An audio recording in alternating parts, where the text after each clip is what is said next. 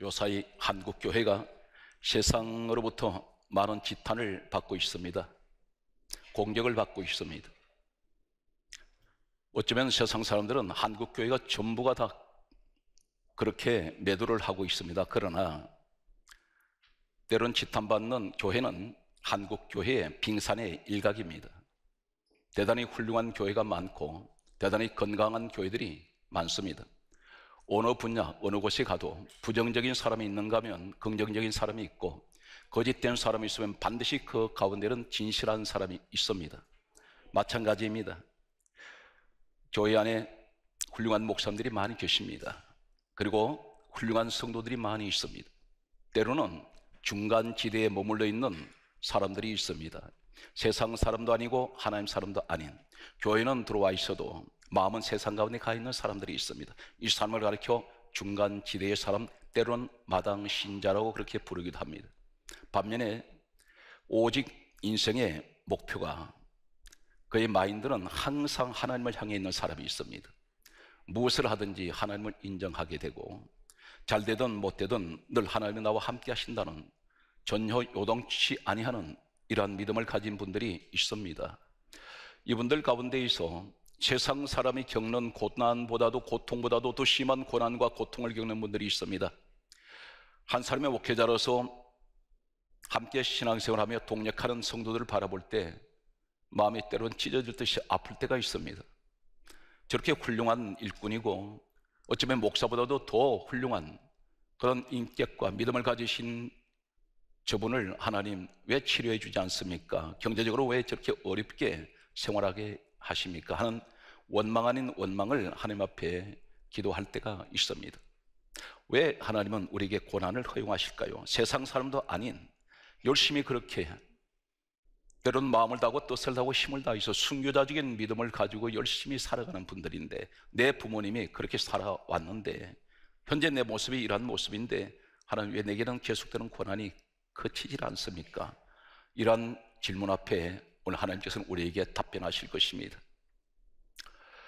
야고보서 1장 2절은 다음과 같은 말씀을 하고 있습니다. 형제들아, 너희가 여러 가지 시험을 만나거든 온전히 기쁘게 여기라.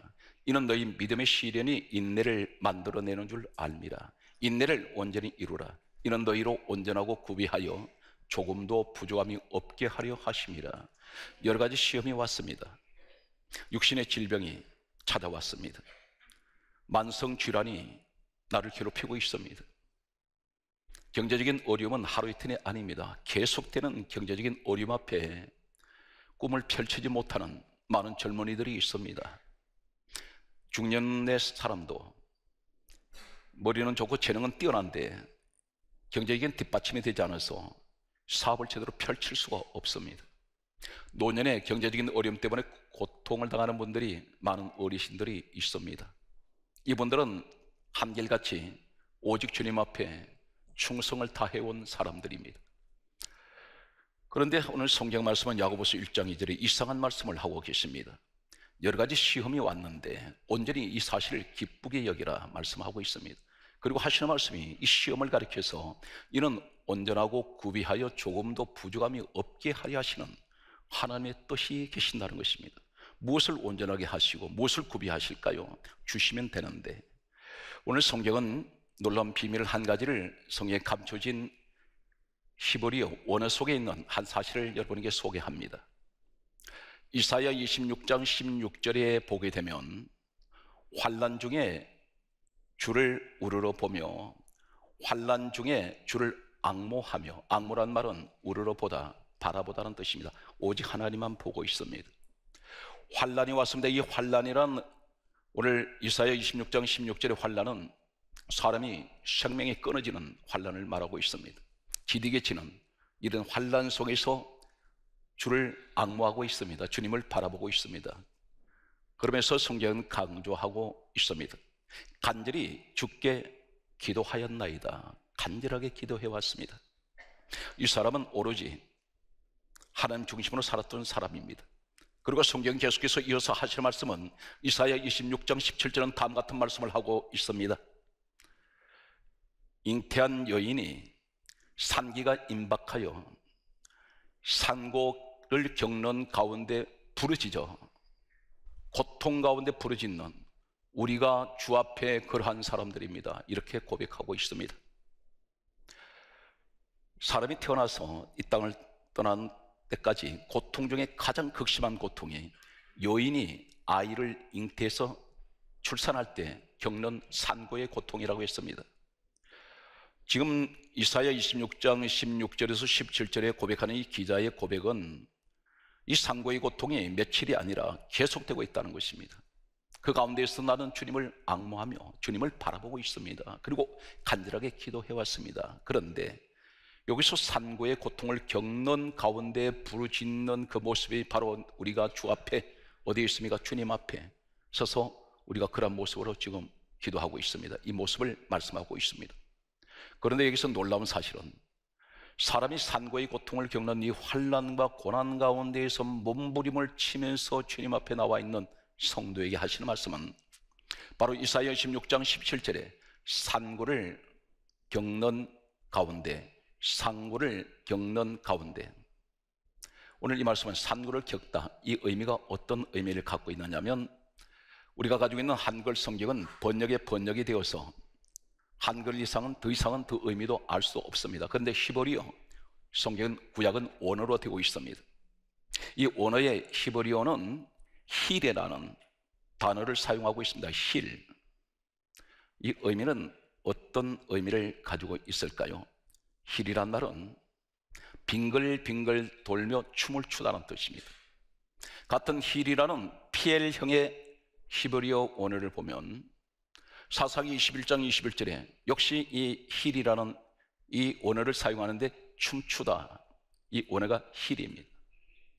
산고를 겪는 고난 가운데서 이 뜻은 무엇을 말씀합니까? 빙글빙글 춤을 춥니다. 빙글빙글 춤을 춘다는 어떤 것입니까?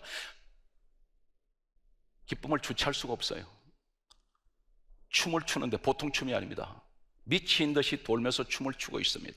너무 좋아서 환희와 황홀감에 행복감에 젖어 기쁨에 도취되어 있는 모습입니다. 사사기 21장 23절에도 춤추다, 이 의미가 힐입니다. PL형의 원어를 의미하고 있습니다.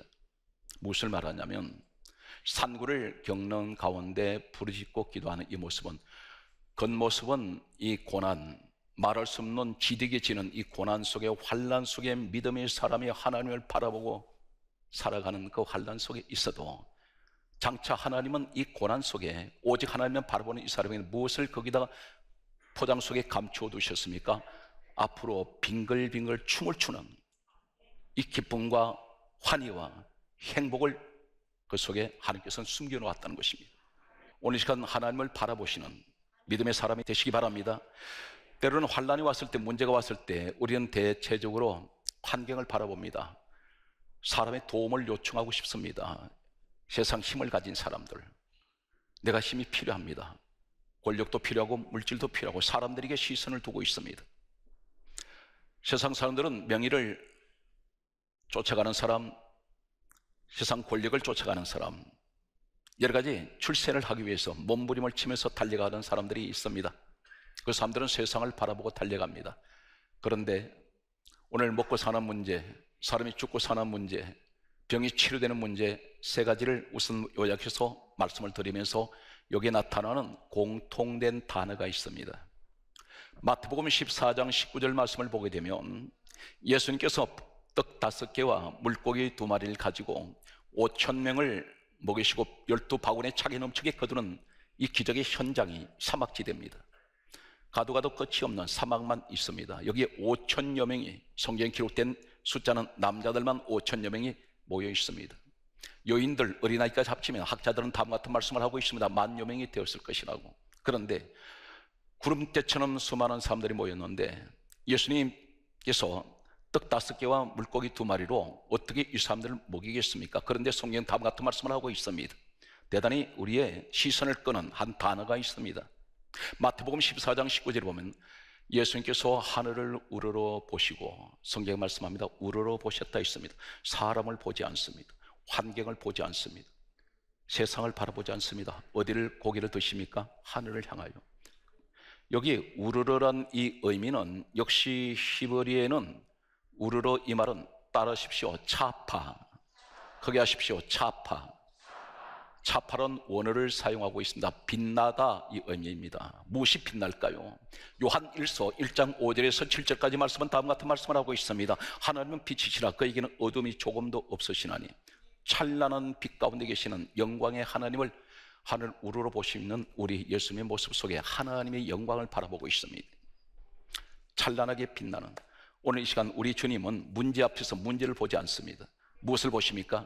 하늘에 계신 하나님의 영광을 바라보면서 오늘 여기서 찬란한 빛 가운데 계신 우리 하나님을 우러러 보시는, 우러러 본다는 이 의미는 어떤 것입니까? 경배하다, 경외하다, 높이다, 영광을 돌린다는 의미를 가지고 있습니다. 그런데 역시 여기에 차파라는 똑같은 단어를 쓰는 성경의 구절이 있습니다. 잠언서 31장 27절 말씀 보게 되면, 여기에 말씀 보게 되면 보살피다 이 의미가 있습니다. 이 보살피다는 의미가 차파입니다. 무엇을 말합니까? 찬란하신 우리 하나님의 영광을 우러러 보는 이 자리에는 하나님이 그 사람을 보살피신다는 것입니다. 그 다음에 말씀을 보면 예레미야 48장 19절 말씀 보게 되면 역시 지키신다 이 의미 속에 차파라는 히브리 원어를 사용하고 있습니다. 차파. 무엇을 말씀합니까? 하나님을 우러러 보는 사람은 하나님이 보살피시고 하나님께서 지키신다는 사실입니다. 하나님을 외면하지 마십시오. 이 세상 모든 것은 한시적입니다. 시간이 지나면 모든 건 다 썩어버립니다. 썩지 않는 것은 하나도 없습니다. 문제는 시간이 어느 정도 시간이 흘러가느냐에 따라서 시간이 문제일 뿐입니다. 그리고 이 땅의 산천초목, 이 땅의 어떤 위인도, 어떤 세계적인 영웅 호걸도 시간이 지나면 이 땅을 다 떠나게 되고 있습니다. 그러나 우리의 영원하신 분은 오직 우리 주 예수 그리스도, 빌립보서 2장 6절에 근본 하나님 본체 되시는 주님밖에 계시지 않습니다. 주님을 바라보십시오. 성경 말씀을 계속해서 보게 되면 오병이의 사건 때에 기적을 행하신 5,000명을 먹이고 12바구니 차게 넘치 거두는 이 기적의 현장은 가장 먼저 하나님을 바라볼 때 이 기적은 일어난다는 사실입니다. 두 번째, 마태복음 7장 34절 말씀을 보게 되면 기먹고 말을 더듬는 사람을 예수님께서 고치십니다. 그때에 성경 한 사실을 또 이렇게 강조합니다. 예수님께서 하늘을 우러러 보시며 탄식하셨다고 말씀합니다. 그 사람이 지금까지 주님을 만날 때까지 그 고통 가운데 있었던 것을 주님은 보시면서 탄식하십니다. 그런데 가장 먼저 고치실 때 하늘을 우러러 보셨습니다. 역시 여기에 나타나는 차파, 오늘 이 축복이 하나님께 먼저 영광을 돌립니다. 하나님을 경외합니다. 하나님께 먼저 예비하며 우리 주님은 하늘을 우러러 보신 후에 이 사람을 고쳐냅니다. 먹는 문제, 치료하는 문제, 그 다음에 또 한 가지는 요한복음 11장 41절 말씀을 보게 되면 예수님께서 나소라는 사람이 죽었습니다. 4일이 지났습니다. 가족들이 이렇게 말합니다. 죽은 지 나흘이라 썩은 냄새납니다. 부패해버린 시체 앞에 주님께서 무덤 밖에서 가장 먼저 하신 모습이 어떤 모습입니까? 하늘을 우러러 보셨습니다. 가장 먼저 주님은 무슨 일을 하실 때마다 먼저 하늘을 우러러 보십니다. 늘 하나님 아버지께 영광을 돌리는 그 모습이 우리의 모습이 되셔야 됩니다. 반드시 이런 사람에게는 하나님께서 모든 것을 책임지십니다. 세 가지를 말씀드렸습니다. 먹는 문제, 오병의 사건, 치료하는 문제, 기먹고 말 더듬는 사람, 죽은 사람 살려내는, 죽은 자 살리는 이 문제, 나사로 살아난 사건, 한결같이 공통점은 그 단어가 우러러 보실 때 하나님께서는 반드시 이 사람들에게 치료하시고 살리시고 넘치는 경제적인 오병의 기적이 일어나게 해 주신다는 사실입니다. 미가서 7장 7절은 다음 같은 말씀을 하고 있습니다. 오직 나는 여호와를 우러러 보며 나를 구원하시는 하나님께, 오늘 놀라운 말씀이 있습니다. 하나님을 바라보며 나의 하나님이 나에게 귀를 기울이시리로다. 누구에게 귀를 기울이세요? 우리는 하나님께 기도합니다. 그런데 기도가 응답이 안 되는 분이 있습니다. 왜 그렇습니까? 하나님께서 귀를 막으실까요? 하나님께서 듣기는 다 들으시는데 듣는 사람, 응답하는 사람이 있고 응답하지 않는 사람이 있다는 것입니다. 어떤 사람입니까? 하나님을 항상 우러러보는 사람, 존귀하신 우리 하나님께 영광 돌리는 이 사람들에게는 하나님께서는 오늘 이 미가서 7장의 기자가 고백하는 것처럼 오직 나는 여호와를 우러러봅니다. 그리고 나를 구원하시는 하나님을 바라봅니다. 그리고 나의 소리에 귀를 기울이신 우리 하나님. 그런데 7장 8절에 다음과 같은 말씀을 하고 있습니다. 나의 대적이요, 이렇게 말하면 이 대적이 어떤 것일까요? 오늘 우리가 일상생활에서 보게 되면 질병이 나한테 찾아왔을 때 대적입니다. 큰 원수입니다. 이 병이 원수입니다. 사람이 병들어 누워버리면 아무것도 못합니다. 머리가 좋고 세상 권력 아무리 있어도 소용없습니다. 사람의 몸이 망가진 상태에서는 전부가 아무것도 할 수 없습니다. 오늘 여기에 나의 대적이요 기뻐하지 말지어다, 이 말이 무슨 말인지 아십니까? 경제적인 가난의 대적, 질병의 대적, 사람에게서 오는 여러 가지 환난, 이런 것을 가리켜서 오늘 미가의 기자는 이렇게 말합니다. 나의 대적이여 기뻐하지 마라. 이 말이 무슨 말입니까? 나의 원수 같은 자야, 까불지 마라. 나의 원수 같은 자야, 너 좋아하지 마. 나의 원수 같은 자야, 너 그렇다고 해서 나 없인 여기지 마라. 여기서 무슨 얘기합니까? 나의 대적이여 기뻐하지 말지어다. 그렇게 말하면서 뭐라고 말합니까? 나는 엎드러질지라도 다시 일어난다는 것입니다. 왜 그렇습니까? 하나님을 우러러보는 사람은 반드시 이런 사람을 잡아 일으킨다는 사실입니다. 제 목회 현장이 그랬습니다. 지금까지 제 목회 현장에는 오직 기도, 오직 말씀, 오직 성령밖에는 계시지 않았습니다. 오늘 성경 말씀에 이 시편 기자 또 미가서 기자의 고백은 이렇습니다.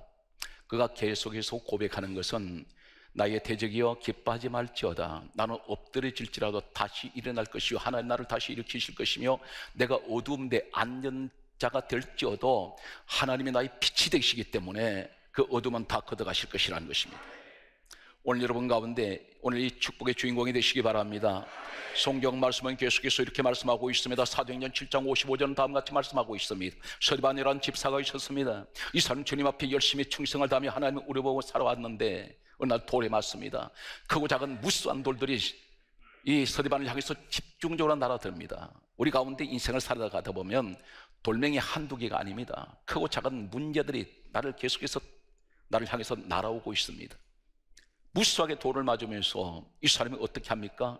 사도행전 7장 55절에 보게 되면 피투성이가 된 이 서대반이 무릎을 꿇고 하늘을 바라봅니다. 사람 보지 않습니다. 날아온 돌멩이 보지 않습니다. 무슨 얘기입니까? 문제를 보지 마십시오. 문제의 돌멩이 보지 마십시오. 문제를 보면 문제는 문제일 뿐입니다. 중요한 것은 문제를 바라보지 말고 하늘을 우러러. 바로 이 서대반은 주님을 닮았습니다. 문제 앞에서 문제를 바라보지 않고 돌을 던지는 사람을 바라보지 않습니다. 나를 비난하는 사람, 나를 헐뜯는 사람, 나를 해치려고 하는 사람들, 이 사람들 보지 않습니다. 하나님을 향하여 그는 하늘을 우러러 보았을 때 하늘이 열려버립니다. 그리고 하나님 영광이 나타납니다. 여기 예수님이 하나님 보좌 우편에 서 계셨습니다.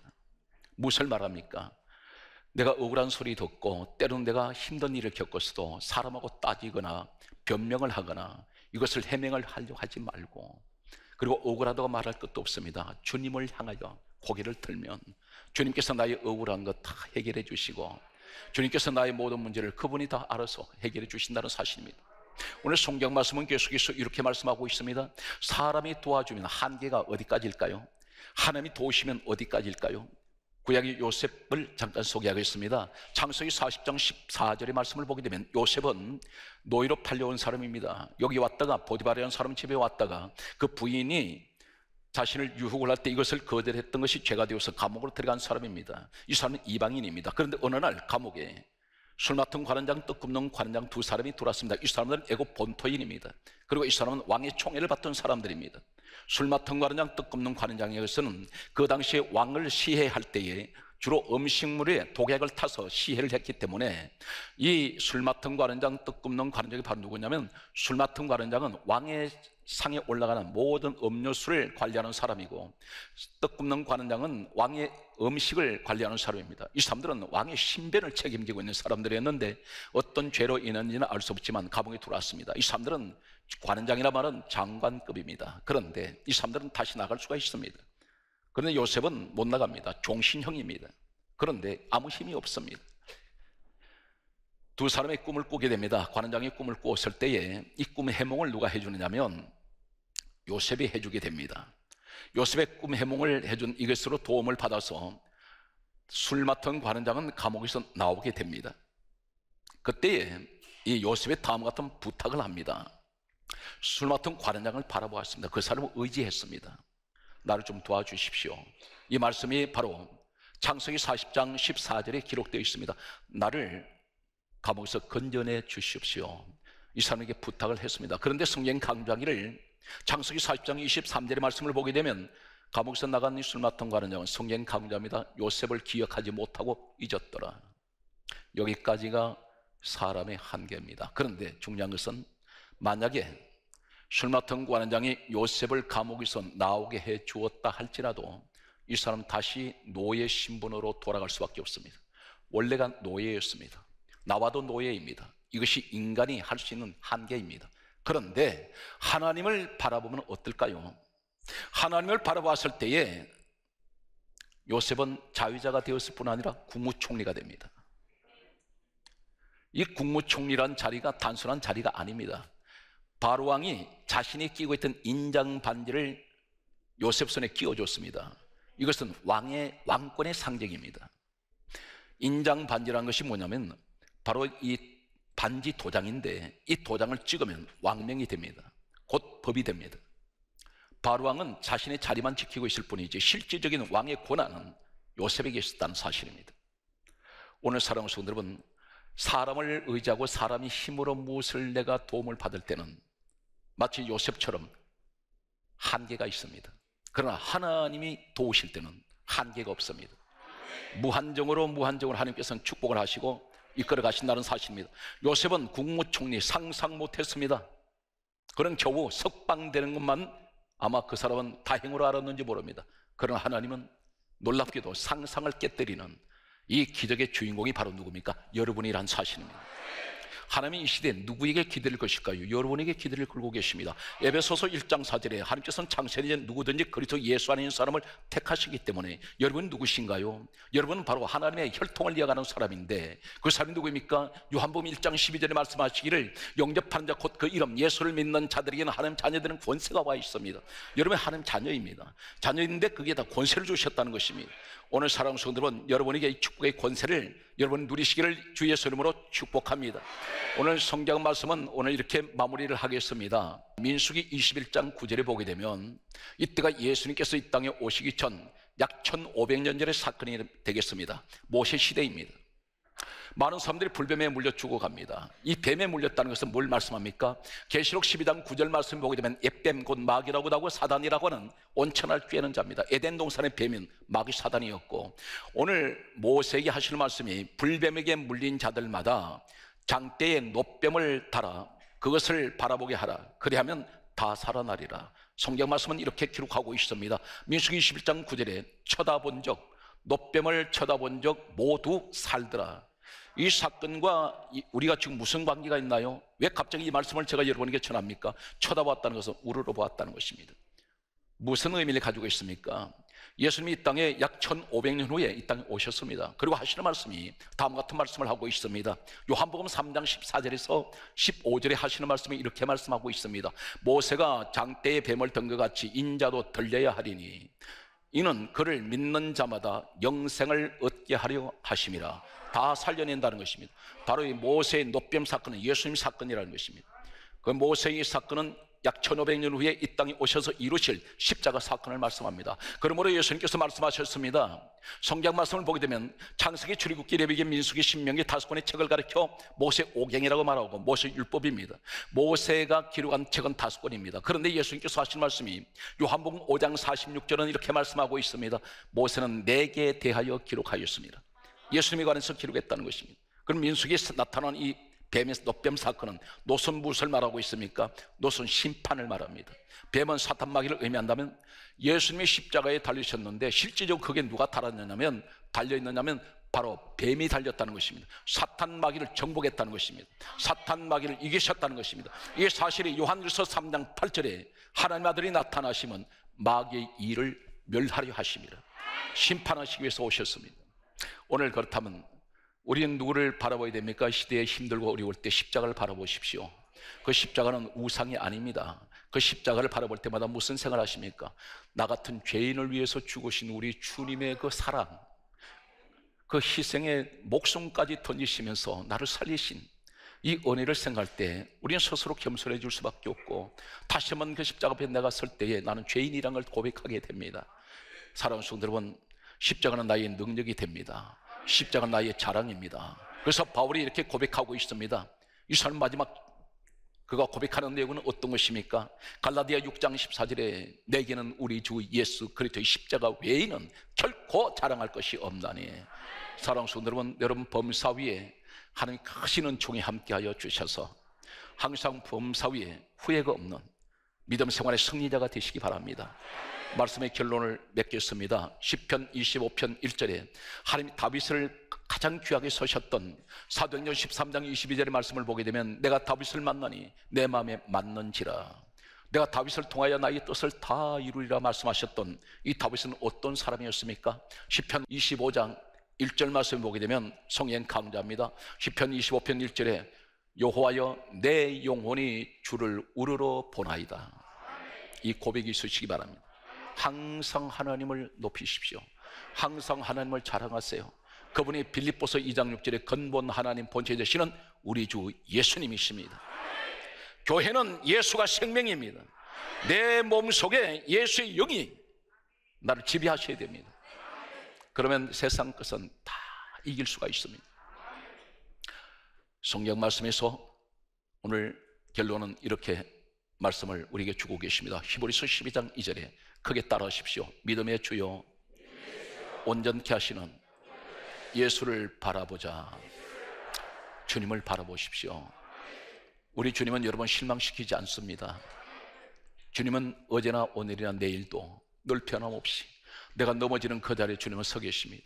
내가 힘들어할 때 주님께서는 내 손을 잡으시고 이렇게 세워주실 것입니다. 우리 인생의 영원한 동반자는 우리 주 예수 그리스도이십니다. 여러분에게 하나님의 크신 은총에 함께 하시기를 주의 이름으로 축복합니다.